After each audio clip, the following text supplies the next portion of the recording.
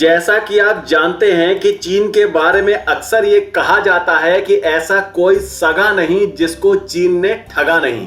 लेकिन आज जो खबर निकल के आई है उसके बाद आप यही कहेंगे कि ठग को मिला महाठग। और ये महाठग कोई और नहीं है बल्कि चीन का आयरन ब्रदर कहा जाने वाला उसका पक्का दोस्त, पक्का भाई पाकिस्तान है।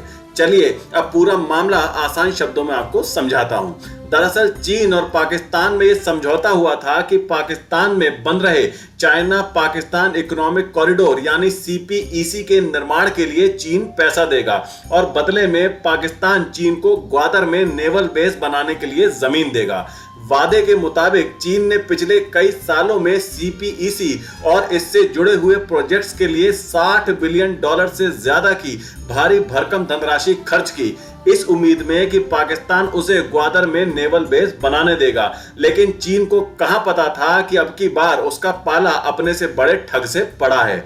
अब खबर ये निकल के आई है कि चीन ग्वादर में नेवल बेस जल्द से जल्द बनाना चाहता है और इसके लिए जब उसने पाकिस्तान से जमीन मांगी तो पाकिस्तान पूरी तरह से मुकर गया और पाकिस्तान ने चीन के सामने एक नई शर्त रख दी। और शर्त यह है कि पहले चीन पाकिस्तान को जवाबी परमाणु हमला करने की तकनीक दे, उसके बाद ही ग्वादर में पाकिस्तान चीन को नेवल बेस बनाने देगा। असल में पाकिस्तान चाहता है कि चीन उसे परमाणु ऊर्जा से चलने वाली और परमाणु हमला करने में सक्षम पनडुब्बी और साथ ही साथ इस पनडुब्बी में लगने वाली मिसाइलों और अन्य हथियारों को दे, इन हथियारों की तकनीक दे और पाकिस्तान को कुछ पैसे भी दे। हालात ये है कि अभी हाल ही में सी गार्जियन 3 नाम की एक एक्सरसाइज हुई थी पाकिस्तान और चीनी नौसेना के बीच। इस एक्सरसाइज के दौरान जब चीन की नौसेना ने ग्वादर पोर्ट पर जाने की इजाजत मांगी तो पाकिस्तान ने उन्हें ये इजाजत नहीं दी। मतलब पाकिस्तान का इरादा साफ है कि अगर चीन ग्वादर पोर्ट पर नेवल बेस बनाना चाहता है तो उसे ये तभी मिलेगा जब चीन उसे जवाबी परमाणु हमला करने की क्षमता देगा। पाकिस्तान के इस ब्लैकमेल से अब चीन की गर्दन बुरी तरह से फंस गई है। अब अगर वो जवाबी परमाणु हमला करने की तकनीक पाकिस्तान को नहीं देता तो पाकिस्तान उसे ग्वादर में नेवल बेस नहीं बनाने देगा और अगर वो ये विनाशकारी तकनीक पाकिस्तान को दे देता है तो उस पर कई तरह के बड़े बड़े सैंक्शंस लगाए जा सकते हैं। असल में अगर चीन परमाणु अप्रसार संधि यानी एनपीटी का उल्लंघन करता है तो वह दुनिया में अलग थलग पड़ जाएगा। चीन ने एनपीटी पर हस्ताक्षर किया है और उसे परमाणु हथियार संपन्न राष्ट्र का दर्जा हासिल है।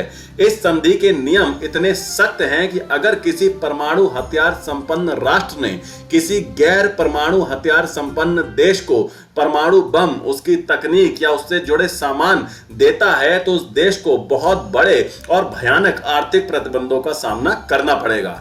पाकिस्तान चीन का कितना भी खास दोस्त क्यों ना हो, भले ही ये दोनों देश दुनिया के सामने अपनी दोस्ती की कस्में खाते हों, पर चीन पाकिस्तान के लिए पूरी दुनिया से बैर नहीं ले सकता है और ना ही उसकी अर्थव्यवस्था अभी इस हाल में है कि वो बड़े बड़े प्रतिबंधों को आसानी से झेल ले जाए। खबर यह है कि चीन ने पाकिस्तान को 2 टूक शब्दों में कह दिया है कि वह परमाणु हमला करने की तकनीक और इससे जुड़े हुए हथियार पाकिस्तान को नहीं देगा और भविष्य में पाकिस्तान से इस बारे में कोई और बातचीत नहीं होगी। हाँ, अगर पाकिस्तान चाहे तो चीन इसके बदले उसे कोई अन्य हथियार और पैसा देने को तैयार है। असल में पाकिस्तान भारत की तरह न्यूक्लियर ट्राइड क्षमता हासिल करना चाहता है। खुद से तो पाकिस्तान इस तकनीक को विकसित नहीं कर सकता, उनमें ये काबिलियत ही नहीं है, इसीलिए वो चीन पर इसे देने के लिए दबाव बना रहे हैं।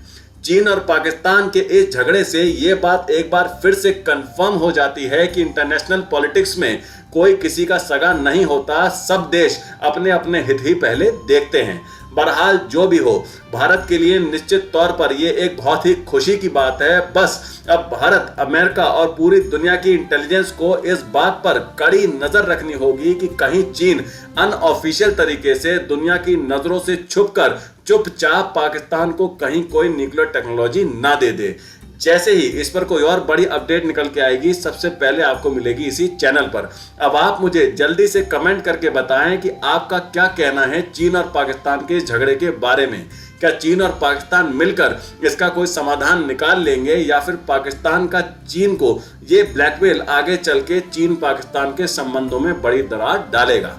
अब चलते हैं अपने दूसरे सेक्शन यानी जो लोग जॉब ढूंढ रहे हैं उनके लिए काम की खबर।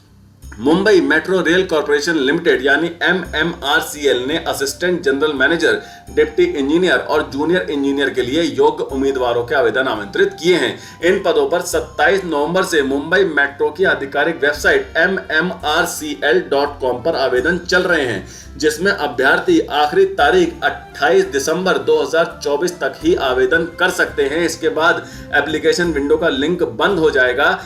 ऐसे में अभ्यर्थी समय रहते इस वैकेंसी में अप्लाई जरूर कर दें।